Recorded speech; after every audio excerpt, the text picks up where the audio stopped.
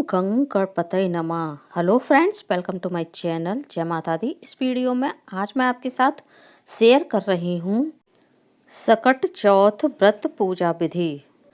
हिंदू पंचांग के अनुसार प्रत्येक वर्ष माघ माह के कृष्ण पक्ष की चतुर्थी तिथि पर सकट चौथ व्रत रखा जाता है। इस व्रत को संकष्टी चतुर्थी, तिलकुट चौथ, माघी चौथ और सकट चौथ के नाम से जाना जाता है। यह व्रत खास तौर पर महिलाएं अपनी संतान की लंबी आयु, उनके अच्छे स्वास्थ्य और उनके सुखी जीवन के लिए रखती हैं। इस व्रत में भगवान गणेश की पूजा की जाती है और रात को चांद को अर्घ्य देकर व्रत का पारण किया जाता है। इस व्रत को करने से भगवान विघ्नहर्ता संतान के जीवन में आने वाली सभी विघ्न, विपत्तियों और संकटों का नाश करते हैं। तो आइए देख लेते हैं पूजा विधि। हमें पूजा किस प्रकार से करनी चाहिए। सबसे पहले जिस जगह हम पूजा करेंगे उस जगह एक चौकी लगा लेंगे। चौकी पर आप लाल या पीला वस्त्र बिछा लें। अब हम भगवान को फूलों का आसन देकर विराजित करेंगे। आप भगवान को आसन देने के लिए तिल का या फिर चावल का भी यूज कर सकते हैं। अब हम भगवान गणेश की फोटो हो तो आप फोटो को स्थापित कर लीजिए। यदि आपके पास भगवान गणेश की मूर्ति है तो आप मूर्ति को स्थापित कर लीजिए। मेरे पास भगवान गणेश की फोटो है तो मैंने फोटो को विराजित कर लिया है। अब हम चावल का आसन देकर दीपक को भी विराजित कर लेंगे और पूजा स्टार्ट करने से पहले हम दीपक को प्रज्वलित कर लेंगे, क्योंकि किसी भी पूजा में दीपक हमारी पूजा का साक्षी होता है। इस दिन आप तिल के तेल का दीपक भी जला सकते हैं और घी का दीपक भी भगवान के सामने प्रज्वलित कर सकते हैं।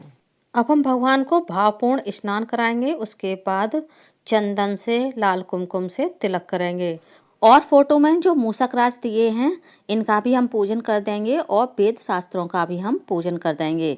अब हम भगवान को वस्त्र रूपी मौली अर्पित कराएंगे और एक जनेऊ भी हम भगवान गणेश को अर्पित कर देंगे।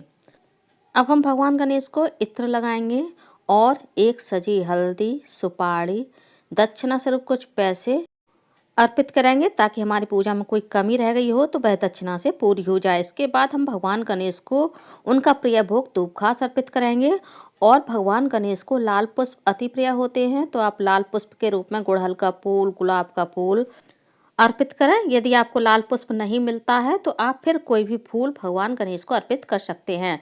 इसके बाद फल के रूप में हमने भगवान को केला अर्पित किया है, क्योंकि भगवान गणेश को केला अत्यधिक प्रिय होते हैं। अब हम भगवान गणेश को एक पान अर्पित करेंगे, जिस पर हम 2 लौंग, 1 इलायची और 1 सुपारी, 1 पतासा रखेंगे।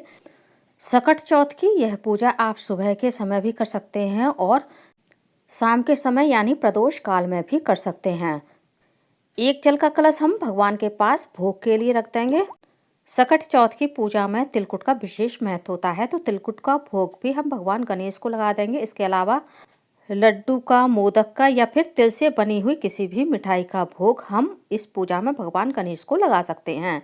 सकट चौथ की पूजा में सास के लिए बायना निकाला जाता है, जिसमें साड़ी, सुहाग का सामान और कुछ दक्षिणा और तिलकुट निकाला जाता है।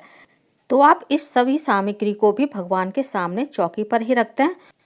बायने में आप साड़ी की जगह शॉल, सूट, ब्लाउज का पीस या फिर दुपट्टा भी रख सकते हैं। शाम को चांद को अर्घ्य देने के बाद व्रत का पारण करने से पहले यह सारी सामग्री आप चरण छूकर अपनी सास को दे दें। फ्रेंड्स, बहुत सी जगह पर और हमारे यहाँ भी तिल चौथ की पूजा में गुड़ और तिल से यह बकरी बनाई जाती है, जिसका पूजन किया जाता है। बकरी का पूजन हम कुमकुम से या फिर चंदन से कर सकते हैं। अक्षत चढ़ाएंगे और पुष्प चढ़ाएंगे और आपने अपनी रसोई में जो भी पकवान बनाए हैं उनका भोग पहले भगवान गणेश को लगाएंगे, उसके बाद उसका भोग हम बकरी को भी लगा देंगे। अब आपको एक सिक्का लेना है। ये सिक्का आप चांदी का भी ले सकते हैं या फिर नॉर्मल सिक्का भी ले सकते हैं। परिवार के पुरुष सदस्य ही बकरी को काटते हैं।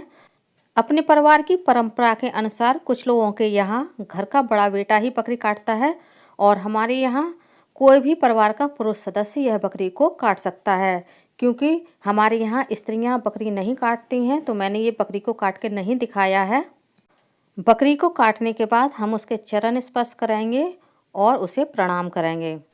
अब हम शाम को चांद को अर्घ्य देने के लिए कलश तैयार कर लेंगे।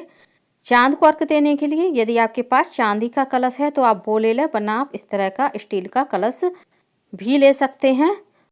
कलश के कंठ में हम मौली बांधेंगे और कलश को हम शुद्ध जल से कंठ तक भर लेंगे। अब हम कलश में कच्चा दूध डाल देंगे, क्योंकि चांद को सफ़ेद चीज़ें ही अर्पित की जाती हैं। कलश में हम थोड़ी सी रोली डाल देंगे, पीला या फिर सफ़ेद चंदन डालेंगे, थोड़े से अक्षत डालेंगे। क्योंकि सकट चौथ की पूजा में तिल का विशेष महत्व होता है, तो थोड़े से सफ़ेद तिल भी हम इस कलश में डाल देंगे। इसके बाद आप एक सफ़ेद पुष्प भी कलश में डाल दें। अब हम भगवान गणेश जी को भी सफ़ेद तिल अर्पित कर देंगे। फ्रेंड्स, यदि आप यह पूजा दिन में कर रहे हैं तो पूजा के लिए आप भगवान सूर्यदेव को अर्घ दें। सूर्यदेव की पूजा के लिए आप तांबे का कलश ले सकते हैं और उसमें आप तिल और गुड़ अवश्य डालें और थोड़ी सी रोली डाल लें। ऐसा करने से भगवान सूर्यदेव प्रसन्न रहते हैं, साथ ही हमारे दाम्पत्य जीवन में भी मधुरता आती है। साथ ही फ्रेंड्स, आपको इस कलश पर एक स्वास्तिक का चिन्ह भी अवश्य बनाना है, क्योंकि स्वास्तिक भगवान गणेश का ही प्रतीक माना जाता है और प्रत्येक पूजा में कलश पर स्वास्तिक का चिन्ह अवश्य बनाया जाता है। फ्रेंड्स, आप चाहें तो गणेश चौथ की पूजा में कलश स्थापना भी कर सकते हैं, वरना आप इस तरह से बिना कलश स्थापना के भी यह पूजा कर सकते हैं। अब हम हाथ में एक सफ़ेद पुष्प लेंगे, थोड़े से अक्षत या फिर आप चावल भी ले सकते हैं और सकट चौथ की व्रत कथा को पढ़ेंगे या फिर सुनेंगे। मेरी इस पुस्तक में सभी चौथ व्रत कथा दी हुई हैं। जब हमारी कथा पूर्ण हो जाएगी तो हमने जो हाथ में पुष्प और तिल लिए हैं, हम इस पुष्प और तिल को उसी कलश में डाल देंगे जिससे हम चांद को अर्घ देंगे। कथा पढ़ने के बाद हम भगवान गणेश की आरती करेंगे। आप चाहें तो इसी आरती से भगवान गणेश की आरती कर सकते हैं, या फिर आप अलग से दीपक प्रज्वलित करके भी उससे आरती कर सकते हैं, या फिर आप कपूर से भी भगवान गणेश की आरती कर सकते हैं। इसके बाद हम भगवान गणेश के चरण स्पर्श करेंगे, उनसे आशीर्वाद लेंगे और भगवान से अपनी संतान की लंबी आयु, उनके अच्छे स्वास्थ्य और उनके उज्जवल भविष्य की कामना करेंगे। अब हमने जो पूजा के लिए बकरी बनाई है, इस बकरी का जो सिर वाला हिस्सा होता है वो घर के पुरुष सदस्य ही खाते हैं। बाकी का हिस्सा परिवार की स्त्री, पुरुष, बेटा, बेटी सभी खा सकते हैं। अब हमने जो सास के लिए बायना निकाला है, इस बायने को पूजा करने के बाद मिनस करके हम अपनी सास को चरण स्पर्श करके दे देंगे और उनसे हम आशीर्वाद लेंगे।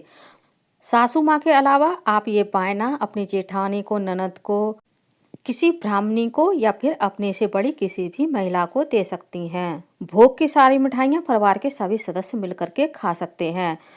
सकट चौथ की पूजा की संपूर्ण जानकारी मैंने इस वीडियो में आप लोगों के साथ शेयर कर दी है। उम्मीद करती हूँ वीडियो आप लोगों को पसंद आई होगी। वीडियो आप लोगों को कैसा लगा कमेंट्स करके ज़रूर बताइएगा। और यदि आप मेरे चैनल पूनम की आस्था पर पहली बार आए हैं तो प्लीज़ चैनल को सब्सक्राइब कर लीजिए। वीडियो को ज़्यादा से ज़्यादा लाइक कीजिए, शेयर कीजिए, साथ ही बेल आइकन को प्रेस कर दीजिए ताकि हमारी आने वाली सारी लेटेस्ट वीडियो की नोटिफिकेशन आप लोगों को टाइम से मिल सके।